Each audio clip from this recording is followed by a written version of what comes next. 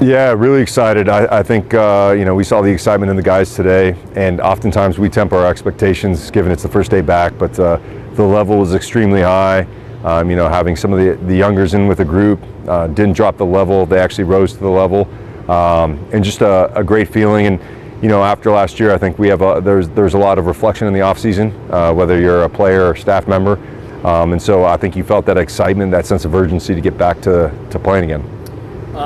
Obviously, you've spent recent weeks changing your staff a little bit, a couple new faces from the Monarchs, Frederick coming in from outside, although he does have a little history with the club. What's it like for you to kind of have a new composition in the coaches room? I think it's what do they say? The only thing in life that's certain is uncertainty or change. And that's kind of been the way. I think the infrastructure at the club has been such that it makes for these changes to be more seamless. One of the things that we talk about is just getting great people in the building. And I think both Jamal and Fred are great people, and they're also very good coaches and great coaches, and so it's just about the acclimation phase, and obviously all that is like any other relationship. It takes time to build trust, but when you have great people in the building, that time frame is shortened quite a bit. So really excited to get to work with the new coaches, the staff. And and it's been we haven't missed a step. It's been great.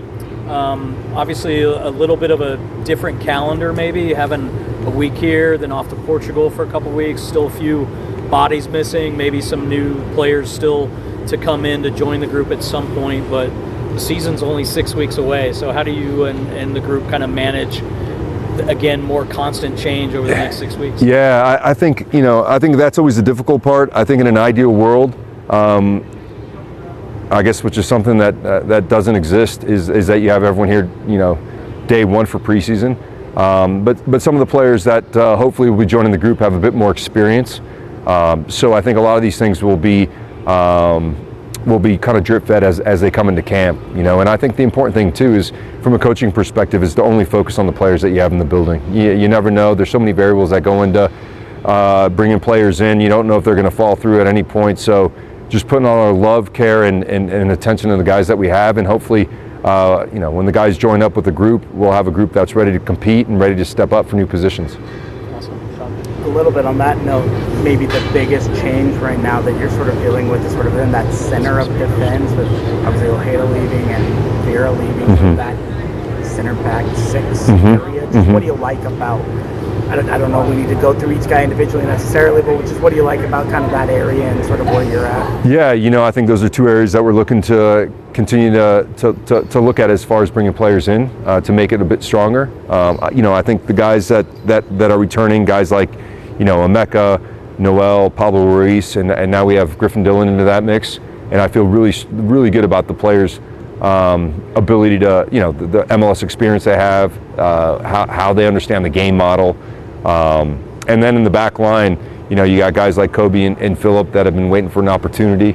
You have, returners, Jay Glad has been a fixture in our back line, and so, like I said, I feel really good about the group, and I think, bringing in a bit of competition in those areas will only bring out the best of the players we currently have.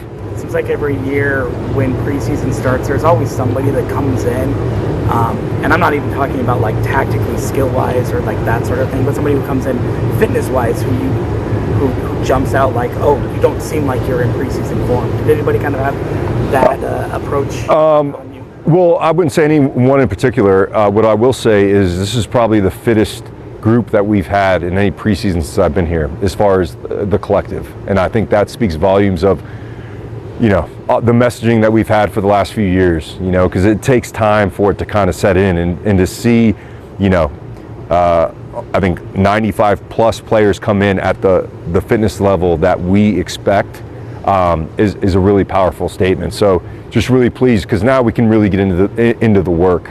I think if you have to wait for guys to build up their fitness, it's a quick preseason, there's a lot of travel, you lose a lot of days, and so my experience is the fitter we are coming in, the quicker we can now start to apply the tactical part and the technical part to the game.